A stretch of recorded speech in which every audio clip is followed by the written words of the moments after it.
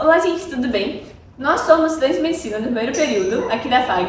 Eu sou a Heloíse, ele é o João, ele é o Guilherme, e a gente vai fazer uma entrevista com o Matheus Correia, que é formado na Universidade Unicristo de Fortaleza.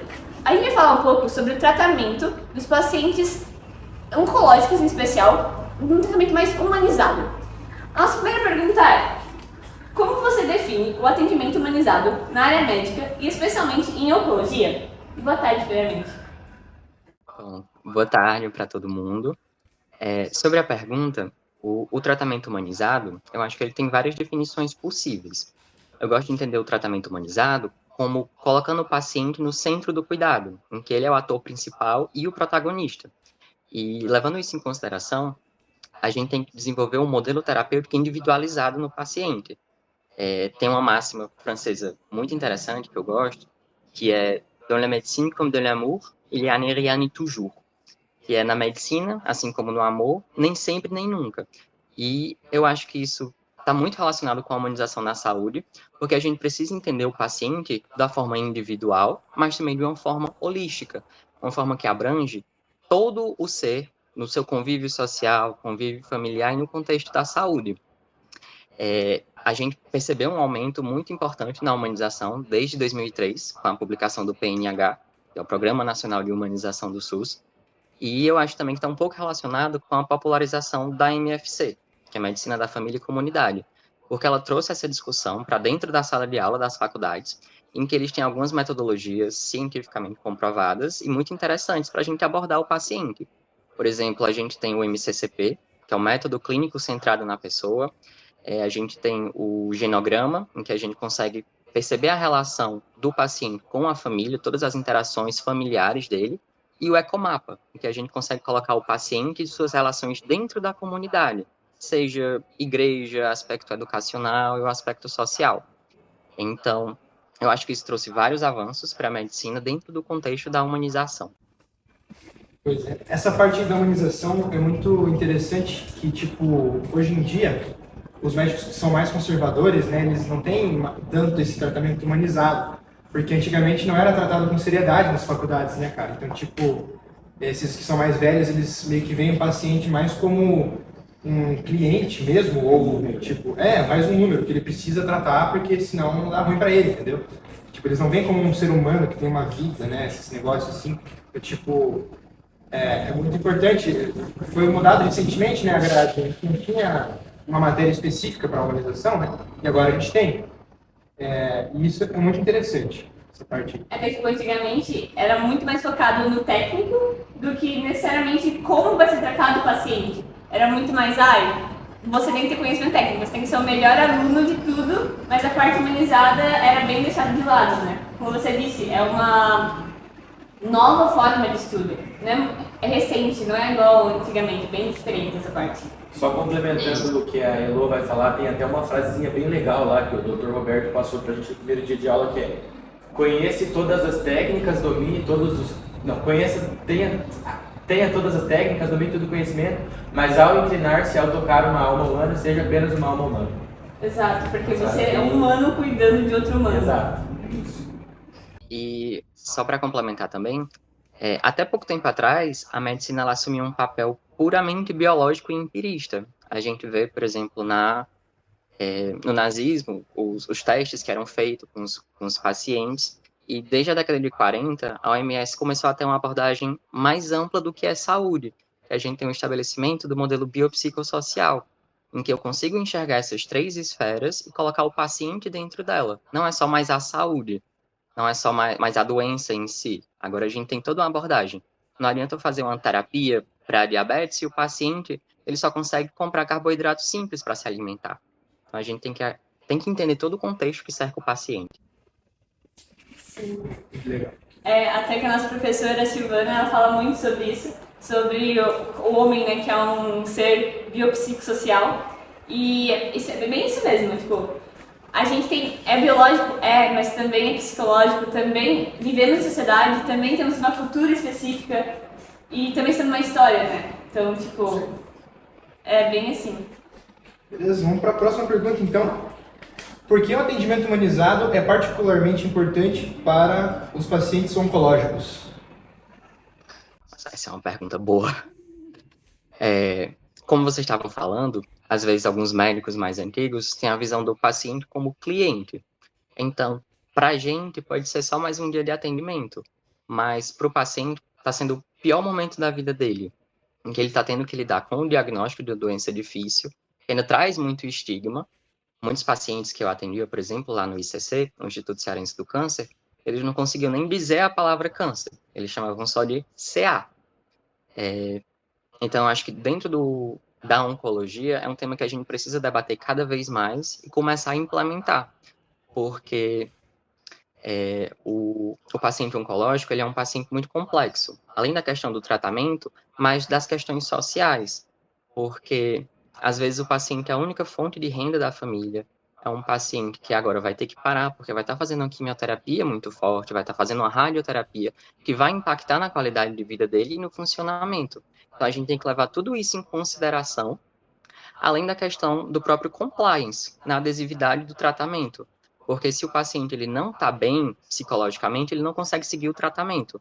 Então, a gente tem uma diminuição do compliance, da adesão ao tratamento, com repercussão clínica, com repercussão biológica. É bem isso mesmo, assim, a gente é leigo ainda nesse assunto, mas o câncer, eu sinto que é uma doença que dá muito medo, porque a gente não sabe muito sobre. A gente sabe que é uma doença mortal, que não tem cura, e só isso. A gente não tem muitas pesquisas, tipo, ou conhecimentos para geral sobre o câncer, eu diria. Fica muito mais preso no conhecimento científico do que no conhecimento leigo mesmo. Por exemplo, Muitas vezes... Pode ir? pode falar, depois eu... Só complementando, eu acho que muitas vezes o paciente entende o câncer como uma doença simplesmente paliativa, em que não tem mais nada para fazer, vou dar suporte, tentar dar uma qualidade de vida para você passar esses próximos 3 meses, por exemplo, com sua família, depois você vai morrer de uma forma miserável. Ainda existe muito esse imaginário popular do câncer, e é uma das coisas que a educação em saúde traz. A gente trazer a humanização, a gente tem até protocolos para conversar com o paciente, como o protocolo SPIKES, em que existe uma metodologia específica para abordar o assunto e trazer o paciente para perto, para ele realmente conquistar a doença e se apossar do cuidado da saúde. É que o câncer, tipo, ele é uma doença muito, tipo, muito pesada, assim. Por si só, a pessoa, quando ela é diagnosticada com câncer, ela meio que já tem o pensamento, né, de que ou que não vai, ou que precisa de um milagre para se curar, né? Que nem a minha avó mesmo, ela, esses tempos, ela foi diagnosticada com câncer nos ossos. Só que ela sempre foi uma pessoa de muita fé, graças a Deus. Então, tipo, isso ajudou ela bastante. Só que o médico que atendeu ela também tratou ela muito bem. E se, por acaso, ela pegasse um médico que não tem esse atendimento humanizado, o quadro dela poderia ter sido muito pior. Ela, infelizmente, faleceu, mas o tratamento médico foi muito bom. O doutor que cuidou dela tem minha admiração, sabe? Tipo, muito top. É a questão ali que o João falou, né? A nossa mente acaba exercendo um poder sobre a doença também, de certa forma, é igual o remédio. Às vezes a gente toma uma caralhada de remédio e nem melhora, tipo, às vezes a gente acreditando que vai melhorar, toma e melhora, sabe?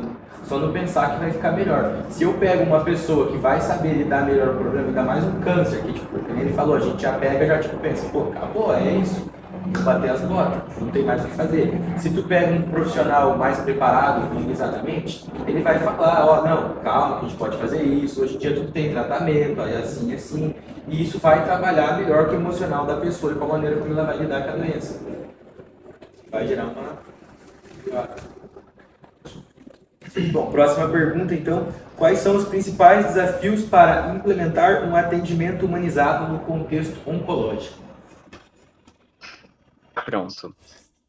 Eu acho que a principal dificuldade é a questão da demanda e da própria estrutura do SUS, porque com o aumento da longevidade da população, a implementação de hábitos de vida não saudáveis, como, por exemplo, uma alimentação muito rica em gordura, em alimentos ultraprocessados, a gente vem percebendo um aumento exponencial dos diagnósticos de câncer, associado também às políticas públicas de rastreio.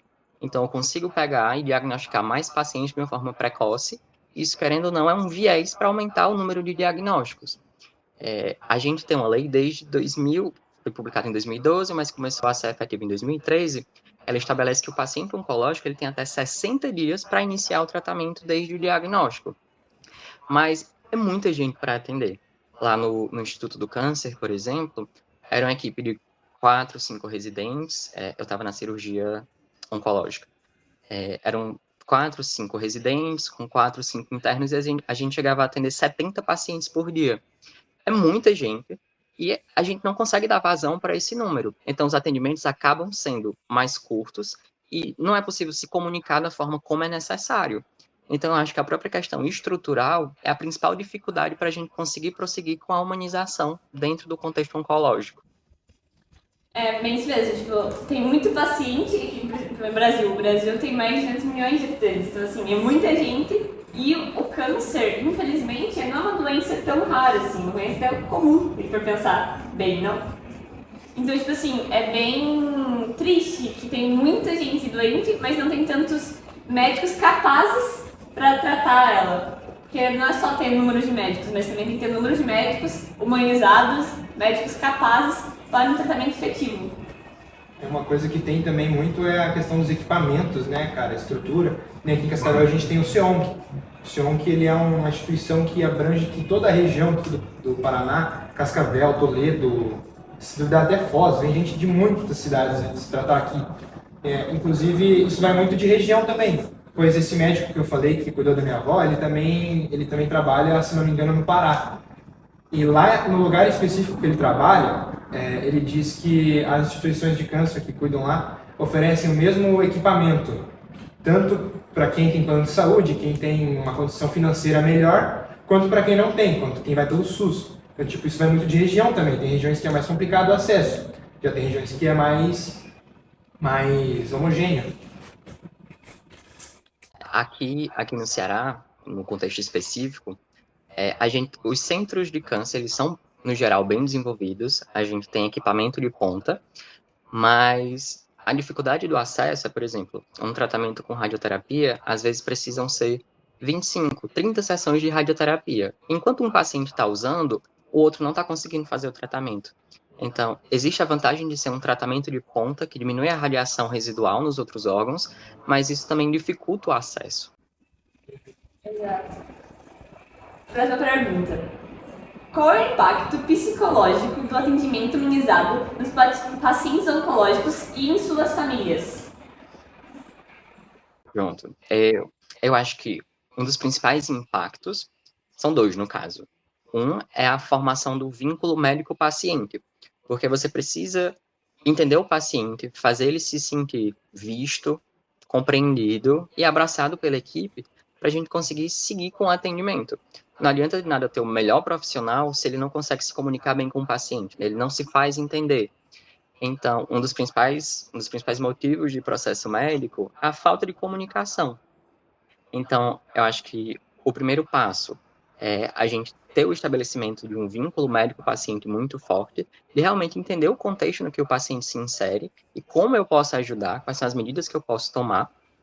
E, além disso, a questão que eu tinha comentado um pouquinho antes do compliance, porque se um paciente ele não está psicologicamente bem para prosseguir o tratamento, não adianta eu ter o tratamento de ponta, uma imunoterapia, uma terapia direcionada especificamente para aquele subtipo imunohistoquímico de câncer, se o paciente não vai conseguir prosseguir.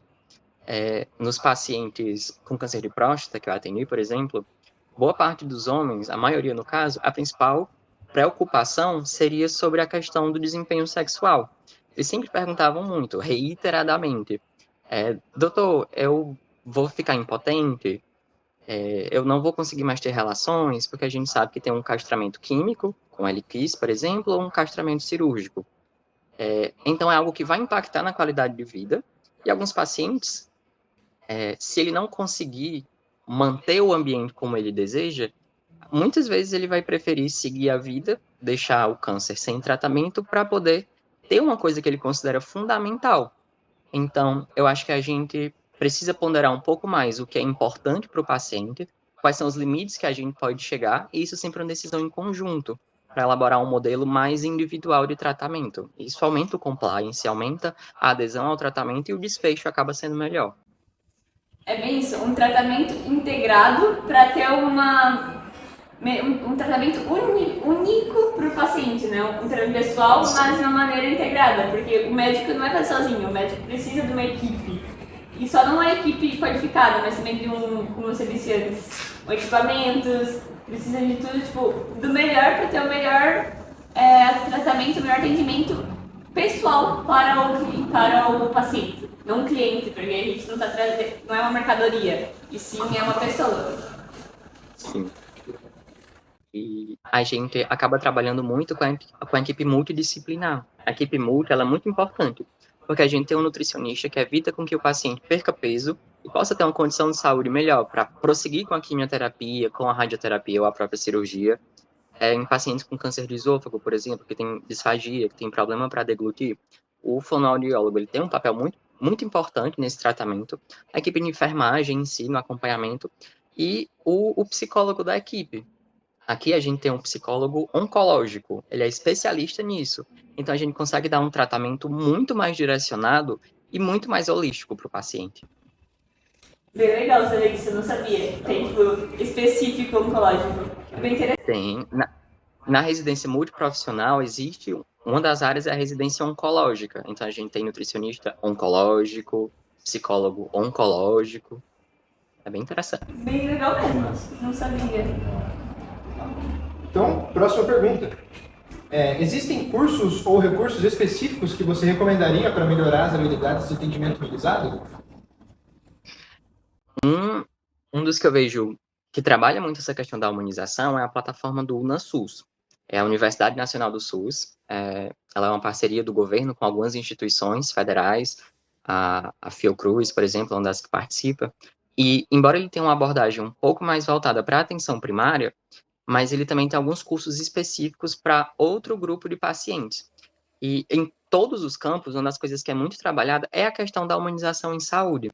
São cursos gratuitos, com a carga horária que a gente consegue usar até para residência, são cursos de 40, 60 horas, seja de aperfeiçoamento, seja de qualificação, que sempre trabalham muito esse tema. Eu acho que é um dos principais aspectos dos cursos da UNASUS é muito voltado para o cuidado com o paciente de uma abordagem integral, de realmente você fazer o paciente se sentir acolhido naquele momento. É bem isso mesmo. A VASUS, acho que, pelo menos a FAG, ela incorpora a VASUS desde o período para a gente fazer. Então a gente já fez alguns. E, tipo, é bem interessante mesmo. A gente fez um de PCR e é bem integrador, porque a gente meio que tem perguntas, tem textos para ler, tem infográficos. Então é uma maneira mais educativa para a gente aprender, porque assim, não só na prática, mas também ter todo o conhecimento por trás. Porque a gente vai ter a prática no futuro, mas agora no começo, que a gente não pode ter a prática, ter a teórica é bem interessante. Eles sempre têm uma metodologia muito importante e muito inovadora, por trazer a questão da humanização, muitas vezes dos cuidados paliativos associados, porque é um dos temas que tem que andar junto com a humanização, principalmente no paciente oncológico. E ele sempre traz muito isso, um paciente idoso, um paciente frágil. Então, eu acho que é uma fonte muito boa para a gente se atualizar sobre isso. Sim. E, tipo, mesmo que o nosso tema de hoje é o oncológico adulto, só que o oncológico adulto, ele meio que engloba todos os outros, para pensar bem, porque um adulto, hoje ele é adulto, mas amanhã ele já pode ser idoso. Antes ele foi criança, e se for uma mulher, provavelmente também pode ser até gestante. Então é bem interessante essa parte. Não. Próxima pergunta. Que é ótimo. Quais são suas expectativas para o futuro do atendimento humanizado em oncologia? Pergunta difícil, viu? Eu acho que eu tenho uma visão um pouco que dicotômica sobre isso. Porque, ao passo em que eu vejo muito charlatanismo dentro da medicina, e vocês acompanham muito isso também, eu imagino, a gente tem muito médico que se aproveita da vulnerabilidade do paciente, principalmente vulnerabilidade social, falta de informação, e realmente se aproveita muito do paciente. Então, isso me deixa ainda um pouco com um pé atrás, mas o que eu venho vivenciando nesses últimos anos de internato, estou no meu último mês de faculdade, é que eu vejo os meus colegas realmente se preocupando muito com o paciente de uma forma integral. Então, quando a gente faz atendimento conjunto, por exemplo, inúmeras vezes eu vi o meu colega parando para perguntar, seu fulano, como é que funciona a dinâmica familiar? Como é que está a questão da renda? Nossa, então vou lhe encaminhar para o assistente social para ele tentar lhe ajudar, ver se consegue algum benefício, se tem algum auxílio que eu possa lhe ajudar, ou então até mesmo referenciando para os outros profissionais, que ainda é uma luta dentro da medicina, até a valorização dos outros profissionais da equipe multi. Então, no final das contas, quando eu coloco numa balança, eu acho que acaba sendo um ponto mais positivo. Eu acabo tendo mais esperança para o futuro da medicina pelos profissionais que eu acompanho, que estão se formando ou recém-formados. Eu vejo realmente essa diferença em comparação às gerações mais antigas dos médicos. Tipo assim, atualmente, como a gente disse lá na primeira pergunta, eu diria que atualmente a gente não está pensando apenas no técnico mais. Isso ajuda a ter um melhor atendimento humanizado. Tipo, antigamente a gente só pensava que tem que curar a doença, tem que curar a doença. Hoje em dia a gente pensa, tá, a gente precisa curar a doença, mas e o paciente? Como ele tá? Tipo, não só no sentido de tá bem ou tá ruim da doença, mas assim, a mentalidade dele, como ele quer ser atendido, qual a melhor maneira de atender ele e de uma maneira mais humanizada mesmo da palavra. Não só apenas com o intuito de, eu quero sair desse hospital curado, tipo, só em alta. Eu diria que, como você disse, pode ir. E eu acho que tem algumas atitudes que para a gente pode parecer pequena, mas que faz muita diferença.